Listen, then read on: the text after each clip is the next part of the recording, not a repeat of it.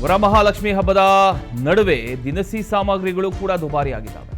ಹಬ್ಬದ ಸಂಭ್ರಮದಲ್ಲಿ ಇರತಕ್ಕಂಥ ನಾಡಿನ ಜನರಿಗೆ ದರ ಏರಿಕೆ ಬರೇ ತರಕಾರಿ, ಹಣ್ಣು, ಹೂವು ಆಯಿತು. ಈಗ ದಿನಸಿಗಳು ಭಾರಿ ಹೆಚ್ಚಳ ಆಗಿದೆ. ಕೊಬ್ಬರಿ, ಡ್ರೈ ಫ್ರೂಟ್ಸು ಎಲ್ಲ ದುಬಾರಿಯಾಗಿದ್ದಾವೆ. ಈಗ ಗ್ರಾಹಕರು ಕಂಗಾಲಾಗಿದ್ದಾರೆ. 5 ರಿಂದ 10 ರೂಪಾಯಿವರೆಗೆ ದಿನಸಿ ದರ ಏರಿಕೆ ಕಂಡಿದೆ. ವರಮಹಾಲಕ್ಷ್ಮಿ ಹಬ್ಬದ ಸಂಭ್ರಮದ ನಡುವೆ ದರ ಏರಿಕೆಯ ಬಿಸಿ ಜನರನ್ನ ಒಂದು ಕಡೆ ಕಂಗಾಲ್ ಮಾಡ್ತಿದೆ. ಈಗಾಗಲೇ ತರಕಾರಿ, ಹಣ್ಣು, ಹೂವುಗಳ ಬೆಲೆ ಏರಿಕೆಯಿಂದ ಬೇಸತ್ತಿದ್ದ ಜನರಿಗೆ ಇದೀಗ ದಿನಸಿ ಸಾಮಗ್ರಿಗಳ ಬೆಲೆ ಕೂಡ ಏರಿಕೆ ಆಗಿರ್ತಕ್ಕಂಥದ್ದು ಮತ್ತೊಂದು ಹೊಡೆತ ನೀಡಿದೆ. ಹಬ್ಬದ ದಿನಗಳಲ್ಲಿ ಮನೆಗಳಲ್ಲಿ ವಿಶೇಷ ಪೂಜೆ, ನೈವೇದ್ಯ ಹಾಗೂ ವಿವಿಧ ತಿನಿಸುಗಳನ್ನು ತಯಾರಿಸ್ತಕ್ಕಂಥ ಹಿನ್ನೆಲೆಯಲ್ಲಿ ದಿನಸಿ ಸಾಮಗ್ರಿಗಳಿಗೆ ಬೇಡಿಕೆ ಹೆಚ್ಚಾಗಿದೆ. ಆದರೆ ಇದೇ ಸಂದರ್ಭದಲ್ಲಿ ಕೊಬ್ಬರಿ, ಡ್ರೈ ಫ್ರೂಟ್ ಸೇರಿದಂತೆ ಹಲವು ದಿನಸಿ ವಸ್ತುಗಳ ದರದಲ್ಲಿ ಏರಿಕೆ ಕಂಡುಬಂದಿದೆ. ಗ್ರಾಹಕರು ಹೆಚ್ಚುವರಿ ಹಣ ನೀಡುವಂತಾಗಿದೆ. ಸುಮಾರು 5 ರಿಂದ 10 ರೂಪಾಯಿವರೆಗೂ ಕೆಲವು ದಿನಸಿ ವಸ್ತುಗಳ ಬೆಲೆ ಏರಿಕೆಯಾಗಿದೆ ಅಂತ ಹೇಳಲಾಗ್ತಾ ಇದೆ. ಹಬ್ಬದ ಖರೀದಿಗಾಗಿ ಮಾರುಕಟ್ಟೆಗೆ ಬಂದಿರತಕ್ಕಂಥ ಜನರು ಬೆಲೆ ಕೇಳಿ ಕಂಗಾಲಾಗ್ತಾ ಇದ್ದಾರೆ. ಆದರೂ ಹಬ್ಬದ ಸಿದ್ಧತೆ ಮಾಡಲೇಬೇಕಾದಂಥ ಕಾರಣ ದರ ಹೆಚ್ಚಿದ್ರೂ ಕೂಡ ಅಗತ್ಯ ವಸ್ತುಗಳನ್ನು ಖರೀದಿಸ್ತಕ್ಕಂಥ ಅನಿವಾರ್ಯತೆ ಎದುರಾಗಿದೆ. ಇನ್ನು ಅಕ್ಕಿ ಸೇರಿದಂತೆ ಕೆಲವು ಉತ್ಪನ್ನಗಳ ದರ ಏರಿಕೆಗೆ ಒಂದು ಕಡೆ ಮಳೆ ಕೊರತೆ, ಜಲಾಶಯಗಳಲ್ಲಿ ನೀರಿನ ಕೊರತೆ ಹಾಗೂ ಉತ್ಪಾದನೆ ಕುಂಠಿತ ಆಗಿರತಕ್ಕಂಥದ್ದು ಪ್ರಮುಖ ಕಾರಣ ಅಂತ ವ್ಯಾಪಾರ ವಲಯದಲ್ಲಿ ಹೇಳಲಾಗ್ತಾ ಇದೆ. ಉತ್ಪಾದನೆ ಕಡಿಮೆಯಾಗಿ ಮಾರುಕಟ್ಟೆಯಲ್ಲಿ ಸ್ಟಾಕ್ ಕೂಡ ಸೀಮಿತ ಆಗಿರತಕ್ಕಂಥ ಹಿನ್ನೆಲೆಯಲ್ಲಿ ಬೆಲೆ ಹೆಚ್ಚಾಗಿದೆ ಅಂತ ಕೆಲವು ವ್ಯಾಪಾರಸ್ಥರು ಹೇಳ್ತಾ ಇದ್ದಾರೆ. ಇನ್ನೊಂದು ಕಡೆ ಹಬ್ಬ ಇರೋದರಿಂದ ಸಿಕ್ಕಿದ್ದೇ ಚಾನ್ಸ್ ಅಂತ ಒಂದಿಷ್ಟು ರೇಟನ್ನು ಜಾಸ್ತಿ ಮಾಡ್ತಾರೆ. ಅದು ಸಾಮಾನ್ಯವಾಗಿ ಹಬ್ಬ ಹರಿದಿನಗಳಲ್ಲಿ ಇದು ಕಂಡುಬರುತ್ತೆ.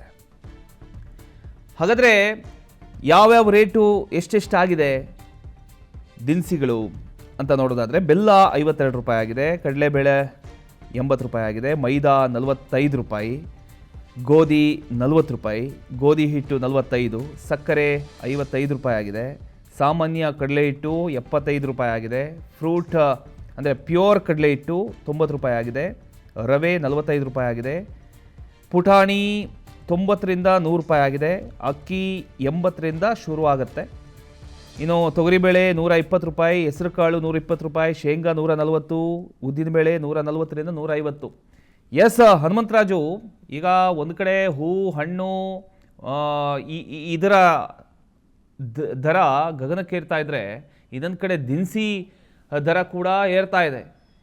5 ರಿಂದ 10 ರೂಪಾಯಿ ಜಾಸ್ತಿ ಆಗಿದೆ ಅನ್ನೋದು ಮಾಹಿತಿ ಸಿಗ್ತಾ ಇದೆ. ಇದ್ರ ಬಗ್ಗೆ ಇನ್ನಷ್ಟು ಅಪ್ಡೇಟ್ಗಳನ್ನು ಕೊಡೋದಾದ್ರೆ ಪ್ರಮೋದ್, ಈಗಾಗಲೇ ವರಮಹಾಲಕ್ಷ್ಮಿ ಹಬ್ಬದ ಹಿನ್ನೆಲೆಯಲ್ಲಿ ಆಹಾರ ಏನು ವಿಶೇಷ ಪದಾರ್ಥಗಳನ್ನು ತಯಾರು ಮಾಡ್ತಾರೆ ಹೆಂಗಳೆಯರು.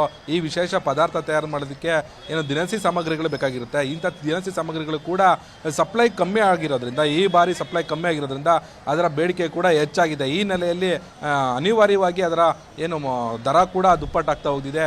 ಈಗಾಗಲೇ ಏನು ಕಡಲೆಬೇಳೆ ಸೇರಿದಂತೆ ಅಗತ್ಯ ದಿನಸಿ ವಸ್ತುಗಳೇನಿದೆ ಅದು ಕೂಡ 5 ರಿಂದ 10 ರೂಪಾಯಿ ಕೂಡ ಇಂದು ಜಿಗಿತ ಕಂಡಿದೆ. ಈಗ ವರಮಹಾಲಕ್ಷ್ಮಿ ಹಬ್ಬದ ಹಿನ್ನೆಲೆಯಲ್ಲಿ ಸಾಕಷ್ಟು ಸಿಹಿ ತಿನಿಸುಗಳು ಮಾಡ್ತಾರೆ. ಅದಕ್ಕೆ ಬೇಕಾದಂಥ ಬೆಲ್ಲದ ಪದಾರ್ಥ ಕೂಡ ದುಪ್ಪಟ್ಟ 5 ರಿಂದ 10 ರೂಪಾಯಿ ಕೂಡ ಜಿಗಿತ ಕಂಡಿದೆ. ನಾನಿಲ್ಲಿ ಈ ದೃಶ್ಯದಲ್ಲಿ ತೋರಿಸ್ತಾ ಹೋಗ್ತೀನಿ, ಒಬ್ಬರನ್ನ ಮಾತಾಡಿಸ್ತಾ ಕೂಡ ಹೋಗ್ತೀನಿ. ಸರ್, ಈಗಾಗಲೇ ದಿನಸಿ ಕೂಡ ರೇಷನ್ ಕೂಡ ಜಾಸ್ತಿ ಹೋಗಿದೆ. ಬೆಲ್ಲ, ಅಕ್ಕಿ ಇವೆಲ್ಲ ಸೇರಿದಂತೆ ಅವು ಕೂಡ ಜಾಸ್ತಿ ಆಗಿದೆ. ಹಬ್ಬದ ವಿಶೇಷದಿಂದ ಜಾಸ್ತಿ ಆಗಿದೆ. ಇತರ ಪದಾರ್ಥಗಳೆಲ್ಲ ಜಾಸ್ತಿ ಆಗುತ್ತೆ. ಮಾರುಕಟ್ಟೆಯಲ್ಲಿ ವ್ಯಾಪಾರ ಮಾಡೋಕ್ಕೂ ಸ್ವಲ್ಪ ಬೀದಿ ಕಷ್ಟ ನೋಡ್ತಿದ್ರಲ್ಲ. ಒಂದು ಕಡೆ ಹೂ, ಹಣ್ಣು ಅನಿವಾರ್ಯವಾಗಿ ರೇಟ್ ಜಾಸ್ತಿ ಆಗುತ್ತೆ.